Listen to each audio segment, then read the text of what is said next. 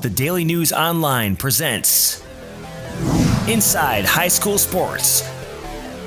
Brought to you by Tonawanda Valley Federal Credit Union. With your host, Alex BRASKY and Nate Ryder.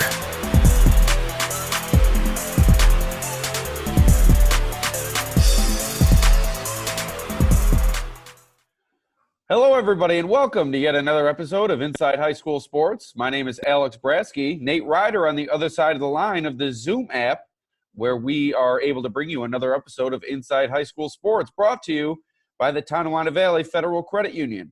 At Tonawanda Valley Federal Credit Union, we know members love our low loan rates and our low account fees, but our expert staff is really what everyone raves about.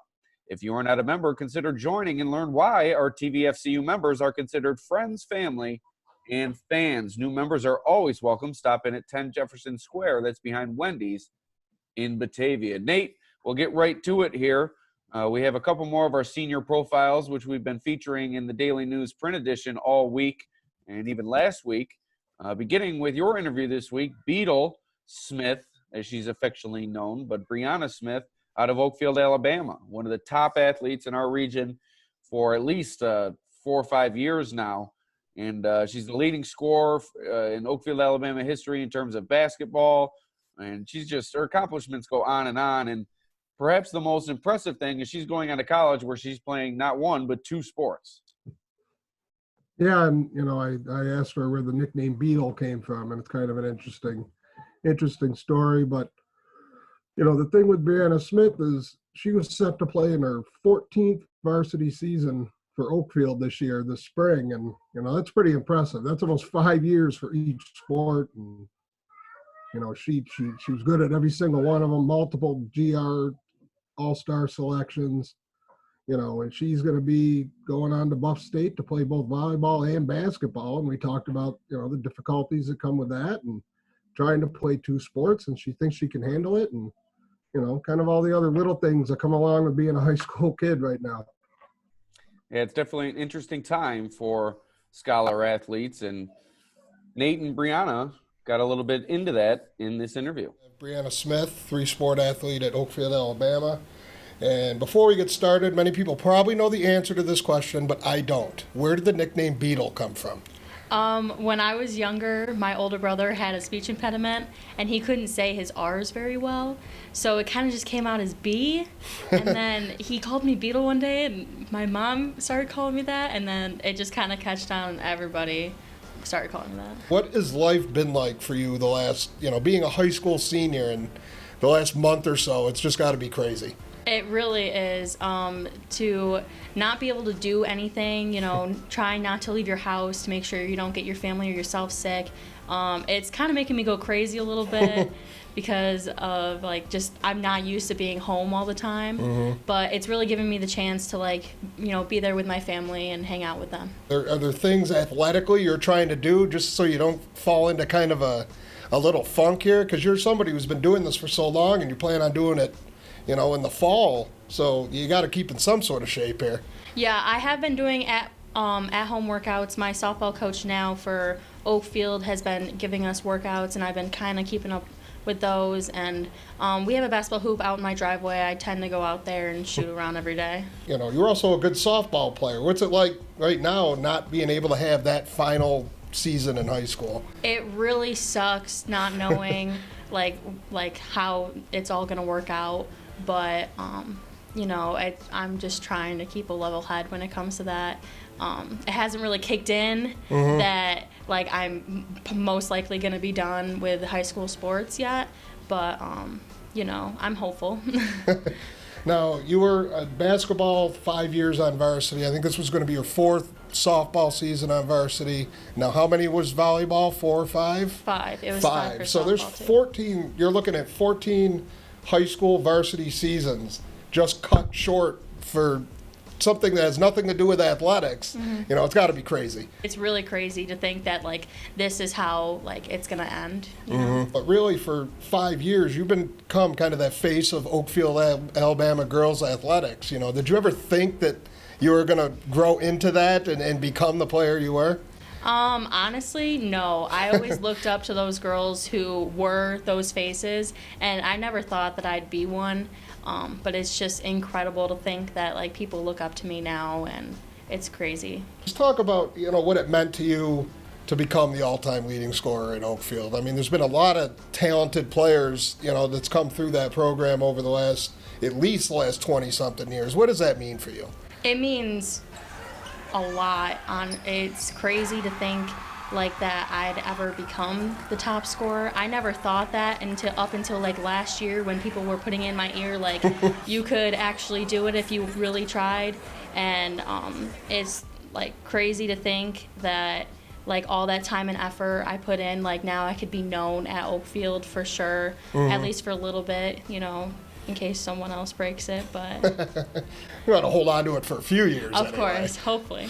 Most people, obviously the majority of people when they go to college, you kind of pick one sport and go with it. Talk me through a little bit about the decision to try and play two. That's got to be, thinking about that's got to be a little difficult. It really is. A lot of people have told me that playing two sports in college is not really ideal because you have to juggle your homework and stuff also.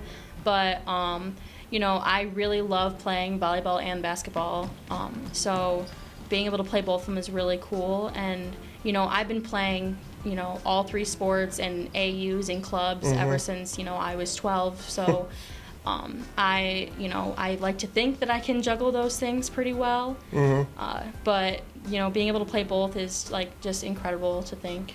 Yeah, I'm sure you had a number of options, too. Was that one of the reasons you chose Buff State, because you were going to get the chance to play both? Actually, when I was looking into Buff State, the basketball coach was talking to me, and she said, like, during volleyball season, like, I'm really good friends with the volleyball coach. Like, we would like to come out to see one of your volleyball games. And I was like, okay, that's fine.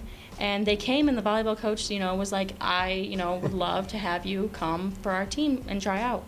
And so that kind of like sparked the decision, like, oh, like there's actually like an option there where I could play both if I wanted to. So it was really cool. Is there pressure to continue your success in college? There is a little bit of pressure, being one of the faces of Oakfield. Like you want to definitely do well for, such a small town. But I'm just going to kind of go with it, Have you picked a major yet? Do you know which way you're going? Yes, I want to do childhood education. There you go. Was that part of the decision for Buff State, too? Because they have a good education program there. Yeah. This was going to be your 14th varsity season. Other than the sectional title, what are some of the memories you have of Oakfield and playing sports there?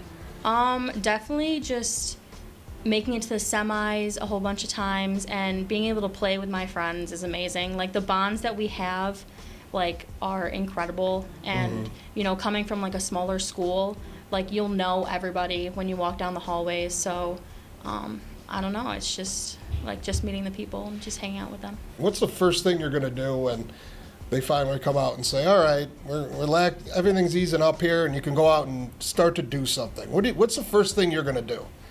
Honestly, I'll probably go to the basketball courts at our school. They got closed down, so I've been itching to do something. So probably that. I know you're playing two in college, but what's the one high school sport you're going to miss the most? Definitely basketball. Yeah. It's my favorite by far, just to play in general. But watching like the fans come in.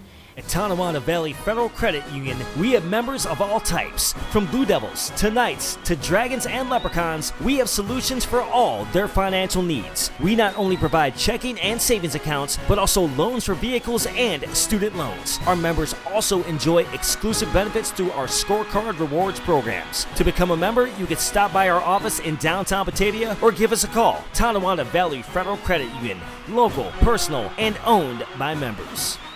All right, next up, another senior profile, Jenna LaMere from Wheatland-Chili, one of only 5 1,000-point scorers in Wildcats girls basketball history. I believe over 1,500. She currently ranks second on the all-time list. Just a champion in every sense of the word. 4 sectional titles in soccer, 2 in basketball, 2 state titles in soccer, 5-time All-Star between those 2 sports. She also runs track. I mean, Jenna LaMere does it all, and she's one of the most impressive people that I've talked to all season. she's another one that's been there for a very long time. And like you mentioned, the accomplishments in soccer and basketball alone are one thing. You know, obviously she was our player of the year this year, and deservedly so. I would like to know who actually has more points than her in Wheatland-Chili history, because I thought she'd be way ahead of that. But you know, she's a great kid. She's a hard worker, and you know, whenever I've talked to Gary Ward about her, you know, he mentions that, you know, he's just lucky to have been able to coach her for as long as he did in both sports. And like you mentioned, she's a good track athlete too. So this is another one who can do it across all 3 seasons. And to answer your question, Nate, Michelle Potter, 1,947 points. Just missed that 2,000 point mark. Did Michelle Potter? But there's the answer. The other 1,000 point scorers for the Wildcats: Lindsay Hall, who has over 1,200. Alyssa Seelheimer, 1,000 plus, and then there's Karen McGaffick, who also has 1,000 plus. So 5 total for the Wildcats girls basketball team in their history in terms of 1,000 point scorers. But the most recent, Jenna LaMere. Here's my interview with her over the Zoom app earlier this afternoon. All right, here over Zoom with Wheatland-Chili's Jenna LaMere. Jenna, I mean, we're in difficult times right now, coping with this COVID-19 pandemic. What's your experience been like? What have you been doing to kind of keep yourself active and ready for what you hope is a spring season here? It's been hard, but I'm kind of taking it one day at a time. I go on runs as much as I can. I go up to the track when I can, when like not very many people are there or no one's there. My basketball coach for college has sent me workouts, so I do those workouts, and I'm just trying to make sure I can do what I can to stay healthy and get ready for maybe a spring sport and hopefully the college season. Now, you participate in track and field in the spring. How disappointing would it be if you miss out on your senior year of track and field? It'd be really disappointing. I mean, I've gotten my senior season in soccer and basketball, so to have to miss out on my track experience for senior year would just be really disappointing. And I know my other seniors feel the same way. It's just we're one big family at Wheatland, and our track season being canceled would just kind of suck for all of us, I think. Now, your other 2 sports, there's not many athletes that have experienced a level of success that you have, both team-wise and individually. Let's start with basketball. 1,000-point scorer. I believe you've won a sectional title in basketball, if I'm not mistaken. Did you get everything out of high school basketball that you wanted to, or is there anything that maybe you feel that you didn't accomplish that you wanted to going in? I think when I started, I didn't really know how much I was going to accomplish at the end, but I don't think there's anything that I would have had done differently or something I wish I had done that I didn't. I really put it all out there all the years that I played, and I don't take anything for granted, and it was the best years of my life. So I'm really proud of what I accomplished, and I didn't think I would get there sometimes, but I definitely did, and I'm glad I did. Now, how excited are you to go on? You just mentioned college basketball. Tell us what your future plans are and how excited you are to go to the next level here. I committed to Keuka College to play basketball under Coach Broadhurst. I'm really excited to play there. I went for an overnight and I met the girls and played with them, and it was a great fit for me, and I love the team, and I am really excited to play there. So it's going to be a good 4 years, I think. Now, let's go to your other sports, soccer.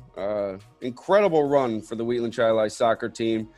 Being a part of a successful team like that is a dream of any athlete, and I mean, boy, did you get to experience that to the highest level, state championships, everything. How much fun was it playing at that level with all of your close friends for so many years? It was amazing. I wouldn't have wished to play on any other team. I started at a really young age, and we knew coming in that we were going to be good the years to come, but we never thought we were going to get to where we were. And every year we kept getting better and playing harder, and I wouldn't have asked for a better group of girls to play with throughout the years. So it's really been an incredible experience, and I'm so glad that I got to experience it with the people that I did. Now, another member of both of your teams, your basketball and soccer, is Coach Ward. How much fun and how rewarding was it playing under such a long time and experienced coach? And how much do you think you've taken away from such an experienced coach like Coach Ward? It's been amazing. You know, he knows so much, and he really wants to teach us, and he really wants to like learn from him, and I've learned so much on and off the field that I'll take with me for the rest of my life. He is really a great person, and I feel very lucky to be able to have been coached under him. Now, just to go back to the recent times that we're in, if you do get to have that spring season, what are some things you think that are going to be important to really get yourself in a high gear once you're able to go back to practice? What are the things that you're going to be focusing on in track and field to make sure? You already said you're going on runs and stuff, but maybe get a little bit more specific and tell us what's important for you to make sure you're at your highest level come track season. I think really getting into the weight room when we can, because I don't have really any weights at home. So I think going into the weight room every day and getting like strong, building legs and arms, and hopefully getting some more sprinting in. And I really want to get back working with my coaches, because one of our coaches is like an actual trainer. So he really knows how to get us ready for what we need to be ready for. So I really want to get back working with him. All right. Now, as a successful athlete, someone who's, like I said, you've reached high levels of success, you've dealt with some adversity. Give us some advice for young athletes that maybe that you've learned a few things that have been important over the years that you've taken away moving on to the college level now. Give us some advice for younger athletes everywhere. I think some big advice that I would give is to make sure that you're always a team player and you're always connected with your team, because if you're thinking of yourself as the individual, the whole team coming together is never going to work out. And I think you don't take anything for granted, because you're really there for such a short amount of time, even if 4 years seems like a long time. But if you take it for granted, then everything you're doing is kind of worth nothing. And most of all, make sure you're always having fun, because if you're not having fun, then what's the point? All right, Nate, another exciting segment coming up. But before we get to that, I want to remind you that this broadcast is brought to you by the Tonawanda Valley Federal Credit Union. At TVFCU, you can count on us. Tonawanda Valley Federal Credit Union, located at 10 Jefferson Square, that's behind Wendy's in Batavia. All right, Nate, wrapping things up on today's show is an exciting announcement that we have the all-decade team for football. We asked the opinions of several coaches, athletic directors from around the region, also used our own opinions to develop this list, and I'm sure it will create a ton of discussion on social media and whatnot. Just, Nate, give us a quick rundown of tell the people what exactly went into the process and how difficult it was to decide on this list. Like you mentioned, we got the opinions of a number of coaches. A number of coaches have been around a very long time. And you mentioned athletic directors, and, you go through the stats, you look at the titles, you look at, all sorts of things to try to figure this out. And, while there's, in my opinion, a clear quote unquote number one, there's, a couple right behind, and, trying to squeeze them into a top five was difficult, but you take in a lot of things into account, and, not just the wins, but the amount of winning seasons that they had, over 500. You take into account the really poor seasons they had at some point, and you kind of just try to factor it all in. All right, so without further ado, our number 5 team, Nate, Chris Metcalf's Livonia Bulldogs. Obviously, Chris's son graduated from Livonia, so that's a little inside joke that we have. Livonia, 70-27 overall in the decade, 1 sectional title, and Nate, that's the second most wins out of any team in the Livingston Conference or the Genesee region, or including Batavia as well. That was the list that we picked from, but the second most wins out of any team that fell within our list throughout this decade, the Livonia Bulldogs. Yeah, you mentioned they only had the 1 sectional title, but if it wasn't for Batavia, they probably would have had a few more thrown in there. And, I didn't know they had that many wins. I don't think they had any losing seasons over that span of time. And, it just kind of, you think about 70 wins in 10 years playing in the Livingston Conference. That's a mighty feat. And, they've had 2 different coaches during this run, and, that's never easy to do. And, they've maintained that kind of same level across all 10 years, and I think that kind of adds them into this spot here at number 5. All right. So congratulations to Livonia Bulldogs. Definitely deserving of a top 5 spot here in our Batavia Daily News all-decade team. But next up, two-time sectional champion in this decade, the Alexander Trojans, one of the most impressive programs, especially in recent years, a record of 61-31 overall through this decade. Head coach Tim Sawyer has really has really guided that program to prominence, especially over these past few years. And I don't think this is a program that I don't think is going anywhere anytime soon. No, they definitely figured out something there. They had some rough years at the beginning of the decade. That's why they're kind of down to number 4. And, you know, I think they were just 6-18 or so, I believe, over the first 3 or 4 years of the decade before they really started coming on. They lost, I believe, in 2013 or 2014. They lost in the sectional final to Avon. They also lost 2 other times in the sectional final, once to Clyde, Savannah, and once to Notre Dame, obviously this past season. But I mean, over the last 4 years, they're 37-5. They're one of the most dominant year in and year out Class D teams, and you know, you give them another sectional title or 2, or maybe not such a bad start, and they'd be a little higher. But you know, we do this again in the next 10 years if we still have jobs. You know, they're most likely going to be higher on this list. Yeah, and definitely a concern with no sports. It definitely makes it tough on us sports writers, but there's a lot more people with a lot more important professions that have a lot more to worry about. Absolutely. We're definitely conscious of that. But congratulations to the Trojans. But next up, number 3 team, Letchworth, who is now combined with Warsaw. But don't forget, in 2011, they won that state title. And boy, was that a dominant season. I'm reading here 475-100 is what they outscored their opponents by that year.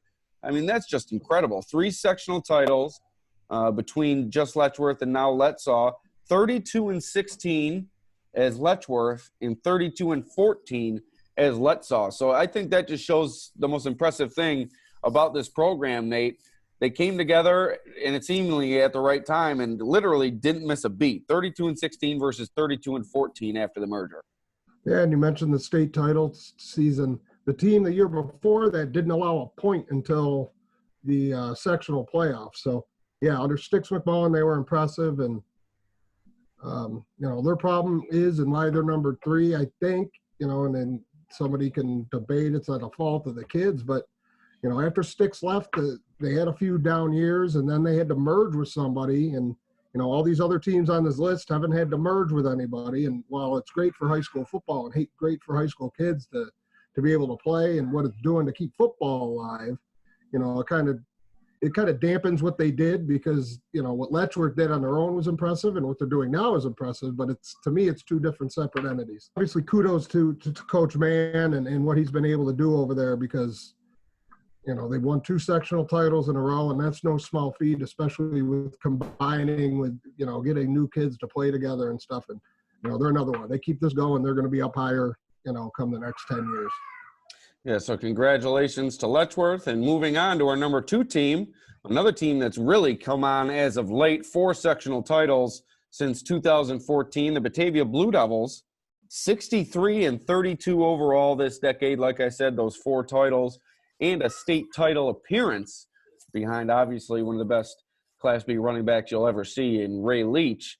But Coach Brennan Briggs has done an incredible job revitalizing this program, has really got it on the right track since he's taken over. Only took him a couple of years to find the promised land, and since he's found that promised land, it seems like they're in contention every single year.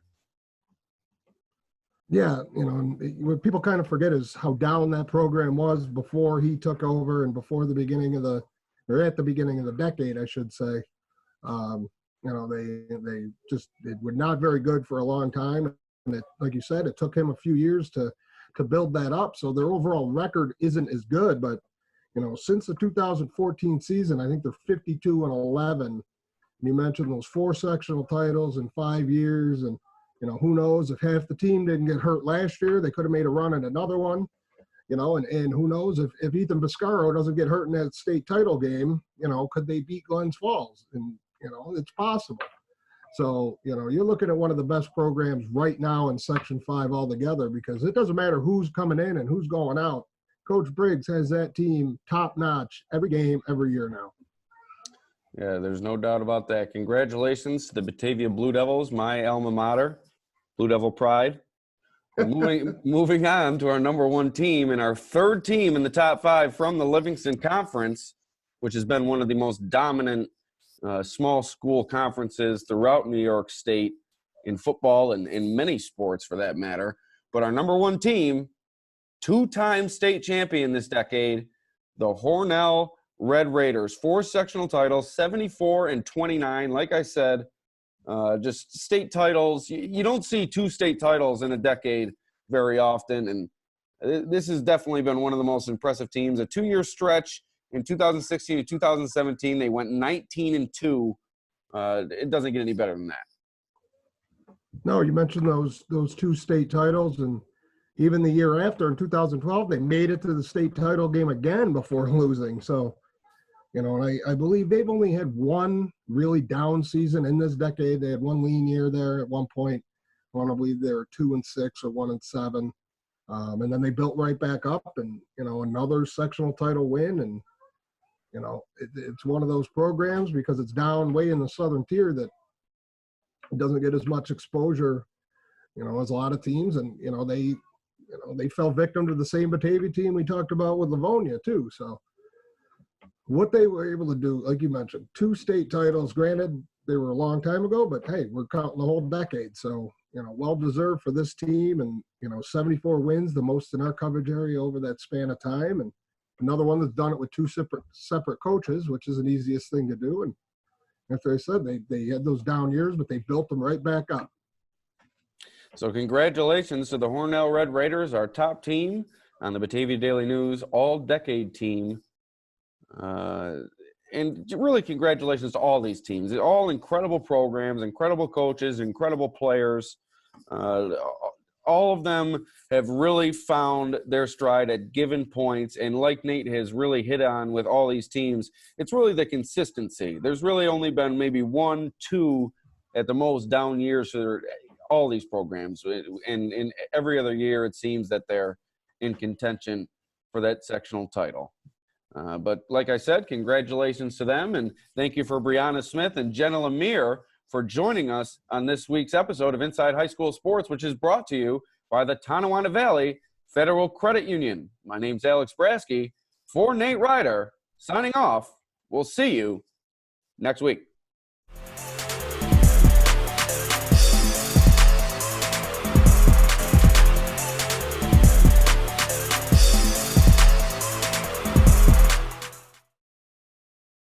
Meeting back, right? Go with practice jersey stuff, okay?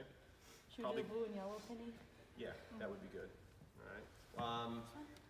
Probably go 10 to about 11:30 tomorrow, okay?